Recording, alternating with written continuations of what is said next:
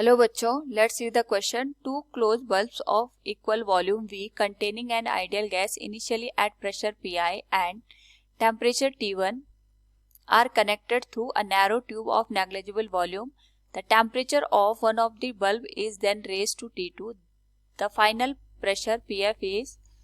Now, to answer this question, first we will discuss here the key concept, and here we can say the key concept will be ideal gas equation.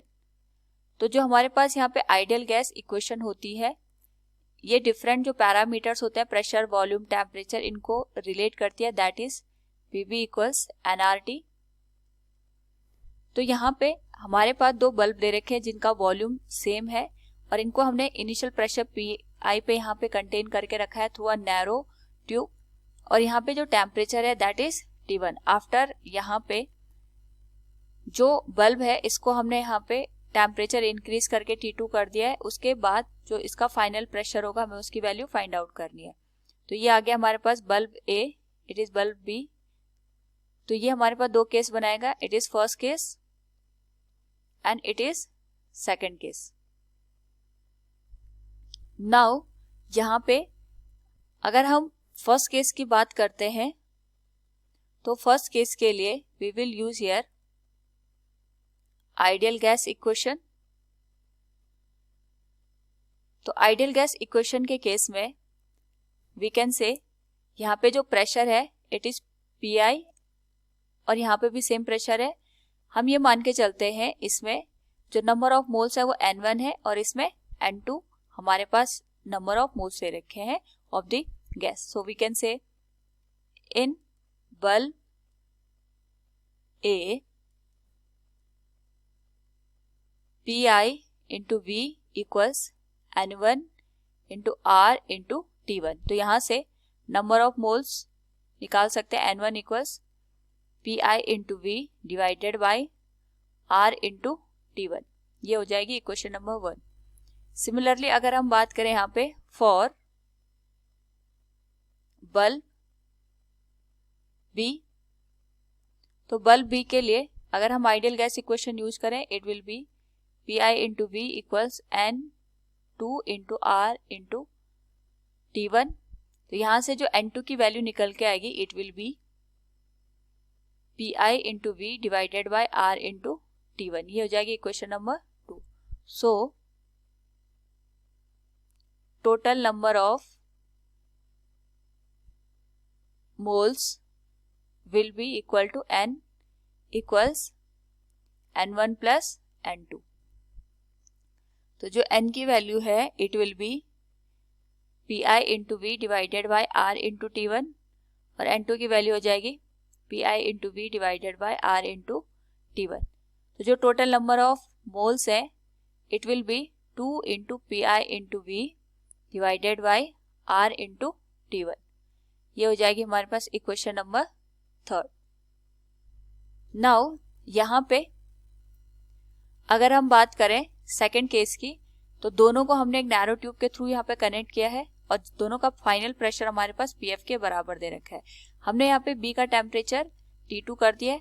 उस case में again we can apply the ideal gas equation. So in the second case applying ideal gas equation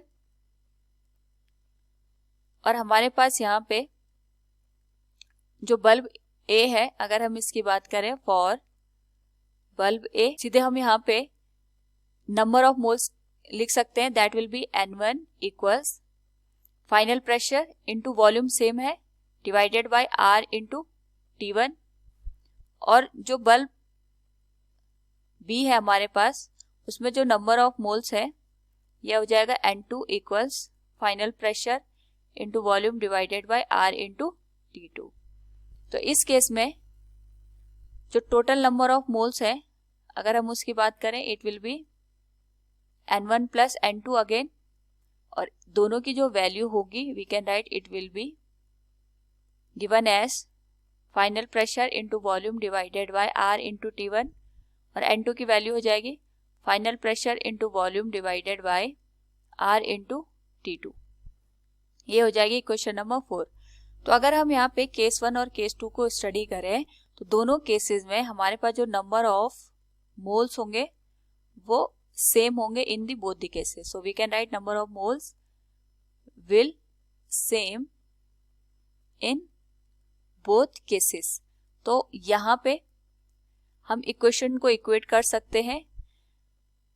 third equation और fourth equation को equate करने पे we can write it will be equation number 3 will be equal to equation number 4 और ये हो जाएगा 2 into P I into V divided by R into T1 equals final pressure into volume divided by R into T1 plus final pressure into volume divided by R into T2.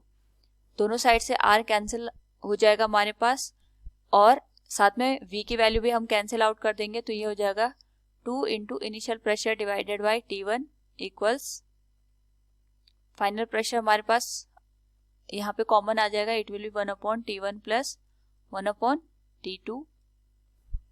LCM अगर हम ले लें ये हो जाएगा 2 into initial pressure divided by T1 equals final pressure into T1 T2 हमारे पास यहाँ पे एलसीएम आ जाएगा. It will B T2 plus T1.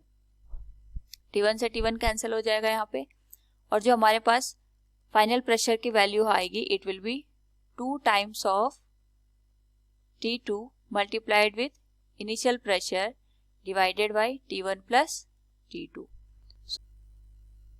So we can say the value of final pressure will be 2 into initial pressure multiplied with T2 divided by T1 plus T2. So from the given question, the final pressure PF is 2 times of initial pressure into T2 divided by T1 plus T2.